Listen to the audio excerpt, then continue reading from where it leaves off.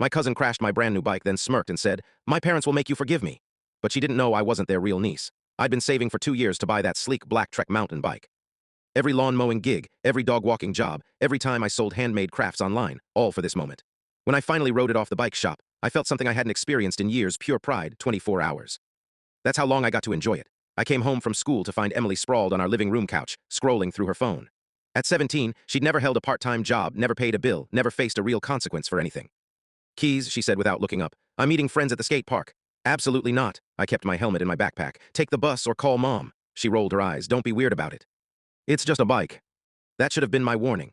Emily had this way of dismissing things right before she destroyed them. But I was tired from a long day, so I went to my room to do my homework, leaving my bike locked outside. Biggest mistake of my life. I was studying for a math test when I heard the crash outside. By the time I ran downstairs, my bike was mangled and Emily was gone. I called her phone 12 times, straight to voicemail. The call came 2 hours later. Officer Patel from local police. Voice professional but sympathetic. "Miss Lee, there's been an accident involving your bicycle."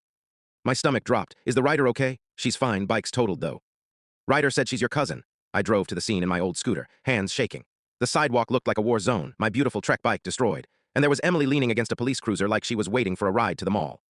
Not a scratch on her. When she saw me, she actually smiled. "Hey, cuz, little bike wreck, no big deal though." I stared at my destroyed bike, feeling something break inside my chest. "No big deal, Emily." This was everything I had. She shrugged with that infuriating casualness she'd perfected. "Insurance will cover it, and don't get dramatic. You know my parents will make you forgive me." The confidence in her voice made my blood run cold. She wasn't sorry. She was already planning her escape route, knowing our parents would smooth everything over like always. That's when I remembered the DNA kit results from 3 months ago. My friend suggested I try one to trace our family heritage. When the results came back, I'd stared at the screen for 10 minutes. 0% East Asian heritage, 0% match with my parents, 0% match with Emily. I wasn't really their daughter. "You know what, Emily?" I said, pulling out my phone. "You're absolutely right. That is how this family usually works." Her smirk widened. "Exactly, so let's call mom and—" But here's the thing. I showed her my phone screen with the DNA results. I got some interesting news. Turns out we're not actually family. The smirk died as she read the results. 0 genetic matches across the board. "I'm adopted, Emily, which means all those years of family loyalty, of covering for you, of letting mom and dad guilt me into forgiving your crap. That's done." I speed-dialed my insurance company right there. "Hi, this is Maya Lee. I need to report my bike is stolen and totaled by an unauthorized rider." "Wait," Emily said, panic creeping in. "You can't do that. I'm your cousin."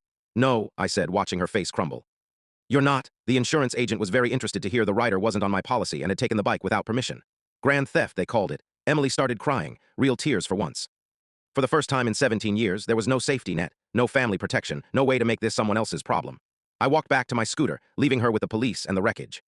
In the rearview mirror, I watched Officer Patel approach her with a stern look. Sometimes the best revenge is finally letting people face the consequences they've been dodging their entire lives.